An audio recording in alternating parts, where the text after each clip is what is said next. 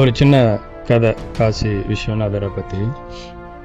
காசி மாநகரத்தில் அமர்ந்து ஆட்சி செய்கிறவர் நம்ம காசி விஸ்வநாதர். அவர் ஒரு நாள் யோசிச்சுட்டு இருந்தாரா, நம்ம ஒரு 3 நாள் போய் பிச்சை எடுத்து பார்க்கலாம், நம்மளை எந்த அளவுக்கு வரவேற்கிறாங்க அப்படின்னு சொல்லிட்டு வராராம். அப்போ அந்த காசி மாநகரில் இருக்கக்கூடிய தெருக்கள், சந்து பொந்து, பெரிய பெரிய மாளிகை வீடு எல்லா இடத்துலையுமே போய் பிச்சை கேட்குறாராம். யாருமே ஒரு ஒரு ஒரு கைப்பிடி அன்னம் கூட கொடுக்கு. அன்னபூரணியின் மணாளனுக்கு இந்த கதி காசி மாநகரத்தில். ஸோ அதனால் என்ன பண்ணுறாரு, உடல் சோர்ந்து மனம் சோர்ந்து நேராக இந்த காசி மாநகரத்தில் இருக்கக்கூடிய அந்த கழிவுலாம் சேர்கிற இடத்துல சோர்ந்து உட்கார்றார். அப்போது அங்கே ஒருத்தன் உட்காந்துருக்கான். சரி, இவங்கிட்ட போய் நம்ம கேட்கலாம் அப்படின்னு சொல்லிட்டு அவங்கிட்ட போய் கேட்குறார். அவன் யார் அப்படின்னா, காலையிலேருந்து பிச்சை எடுத்துகிட்டு அந்த இடத்துல உட்காந்து தான் சாப்பாடு எல்லாத்தையுமே பிரித்து, அவன் கூட எப்போவுமே ஒரு 4 நாய் இருக்கும். அந்த 4 நாய்க்கும் 4 பங்கை வச்சுட்டு அவனுக்கும் ஒரு பங்கை எடுத்து வச்சுட்டு சாப்பிடுவான். அவங்கிட்ட போய் இவர் கை நீட்டு வரான், எப்பா எனக்கு ஏதாவது இருந்தால் கூட அப்படின்ட்டு. இவர் உடனே அப்படியே மேலேயும் கீழேயும் பார்த்துட்டு இவர்கிட்ட இருந்த மொத்தத்தையும் தூக்கி கையில் கொடுத்துட்டு, இந்தாப்பா நீ சாப்பிடு அப்படின்னு. அப்போ அவர் கேட்பாராம், ஏன் பாரு உனக்கு இருக்கிறதே இவ்வளோதான், ஸோ நீ எல்லாத்தையும் தூக்கி எனக்கே கொடுத்துட்டியே, அப்புறம் நீ என்ன பண்ணுவ அப்படின்னு.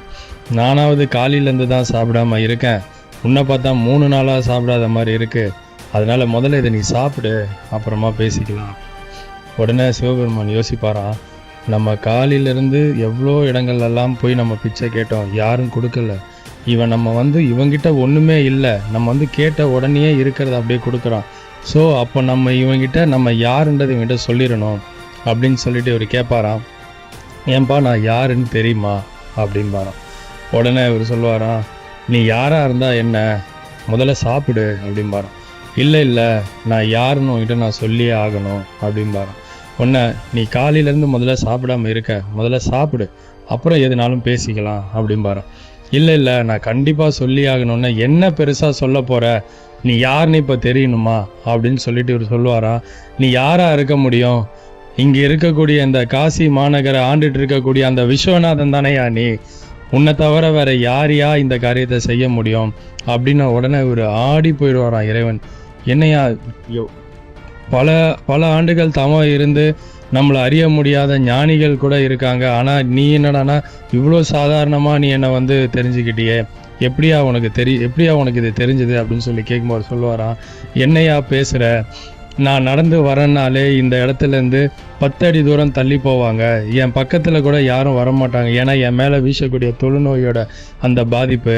ஆனால் எனக்கு ஈக்குவலாக சரிசமமாக உட்காந்து கை நீட்டி என் கையாலேயே வாங்கி சாப்பிட்றேன்னா, அப்போ அந்த கருணை கடலாக இருக்கக்கூடிய அந்த உன்னை தவிர வேறு யாராலையா முடியும், நீ இங்கே இருக்கும்போதே எனக்கு தெரிஞ்சிருச்சு அந்த விஸ்வநாதன் தான் என்கிட்ட இருக்காருன்னு.